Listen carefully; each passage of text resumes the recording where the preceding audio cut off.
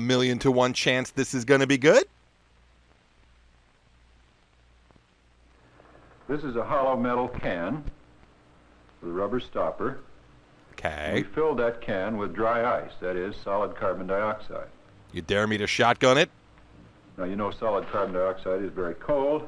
This white stuff is just frost that's gathered on the outside of the can. Welcome to my Elsa cosplay. Now, as the can absorbs heat from the room, the carbon dioxide evaporates And I become immortal. and turns into a gas. The gas takes up more room than the solid, so it has to go somewhere.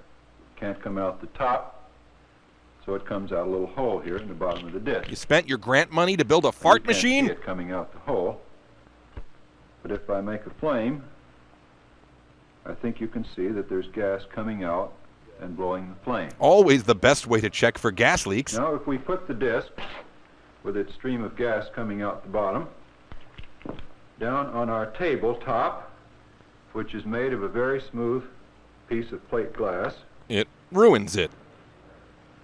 we can wait a moment while the gas coming out builds up pressure underneath, which it has to do in order to escape. The one-cheek sneak. Sure. By now, the disc is floating on this film of escaping gas. Physicists refer to this as air hockey. That film is so thin that I'm sure you can't see it from out there. I can scarcely see see a space between the disc and the glass myself. Cut. Get me Bill If Nye. you'll come and look over my shoulder, I think I can show you that there is a space How about I take your word for it? by slipping underneath the disc this piece of tinfoil. I took off a chewing gum wrapper. Now we'll slip the tinfoil between the disc Stop playing and the God, plate glass dude. top of the table, showing that there is indeed a space, a thin film of gas between the disc and the Thingy. glass upon which it's resting. The purpose of this is simply to reduce the friction to a point where we won't have to worry about it or measure it in our experiments today. It's fun to play with this thing. Let me show you. I'll Give it a little push, just a little one. It's a hovercraft for my Funko Pops. There it goes, moving sedately. No sign of slowing up. Come on back. Right back at you, Professor. Same thing the other direction. It takes only a very tiny force to start it in motion. Let me show you that. And now for something completely different. Business up front, trained flea circus in rear. It's Pee Wee Herman Sr.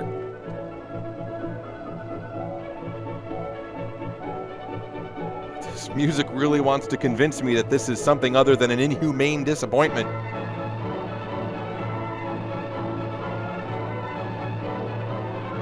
Ooh boy, this might seem cruel, but just think how much easier it will be to transport individual pieces of Cap'n Crunch.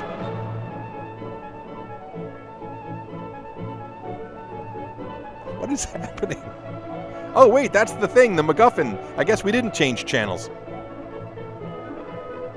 I will now read Gilgamesh to the fleas. Seems like a lot of work just to put a book over there. Phineas J. Flea, you've been sentenced to death by science.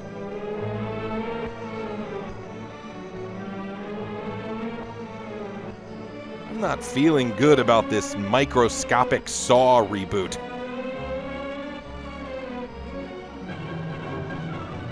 It's a living. I have 2 cats. I hate fleas, but this is too much. Clark's moving it. Google that one. It's your homework. When it absolutely, positively has to get there this century. Why don't you pick on somebody your own phylum? Tweet this out. Tell my story. Again, the music, despite its own efforts, fails to convey the grandeur and value of this event. Well, it'll all be worth it when that one thing sort of touches up against that other thing. What a cruel and pointless application of science. Thanks, movie. Okay, bye! Thanks for watching. And hey, if you want all the fun with shorts, please check out my Patreon where you can get early access to every video, free goodies, and starting now, a bonus Patreon exclusive episode every month. All that for a pledge of as little as $1 per video. Thank you, patrons. I'm crazy about you. I love you. Bye.